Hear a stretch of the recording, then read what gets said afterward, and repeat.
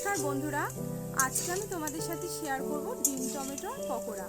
তো চলো তোমরা দেখতে থাকো আমি রেসিপিটা কিভাবে বানাই। সবার প্রথমে একটা বাটির মধ্যে আমি দুটো ডিম ভেঙে নেব।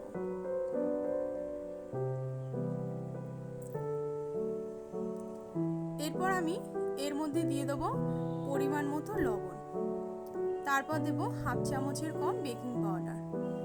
এরপর একটা টমেটো আমি কুচি করে এর মধ্যে দিয়ে দেবো, একটা বড় সাইজের পেঁয়াজ কুচি করে এর মধ্যে দিয়ে দেবো।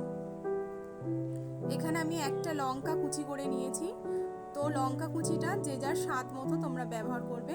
তারপর আমি এর মধ্যে দিয়ে দিলাম হলো ধনেপাতা কুচি। এবার আমি সমস্ত উপকরণগুলো ভালো করে মিশাতে থাকবো।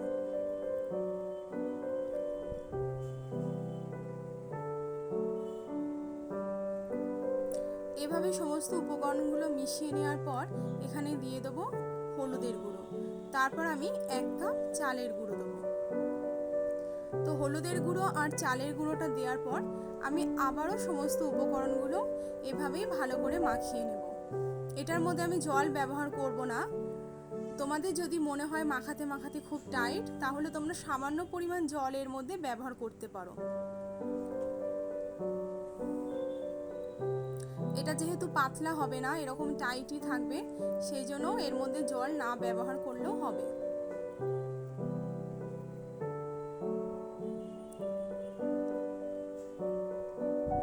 তো এভাবেই আমি আস্তে আস্তে সমস্ত উপকরণগুলো ভালো করে মাখিয়ে নেব।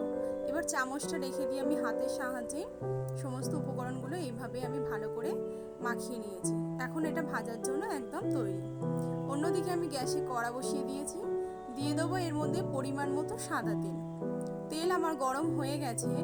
এবার মাখানো উপকরণ থেকে আমি ছোট ছোট পকোড়ার আকারে কড়ার মধ্যে দিয়ে দেবো।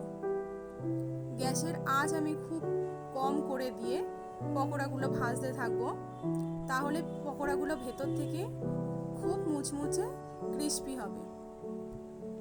আর যেহেতু যে কোনো পকোড়ায় খুব কম আঁচে ভাজতে হয়, তাহলে ভেতর থেকে ভালো করে ভাজাটা হয়। আর এভাবেই আমি উল্টে পাল্টে ভালো করে লাল লাল করে পকোড়াগুলো ভেজে নেব।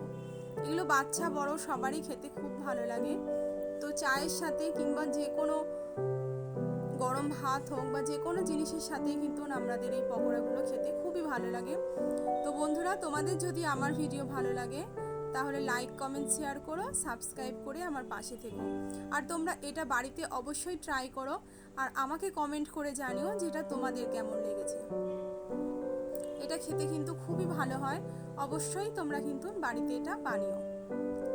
এখন আমার পকোড়াগুলো ভাজা হয়ে গেছে আর আমি এভাবেই সুন্দর করে সাজিয়ে এটা পরিবেশন করে দেব।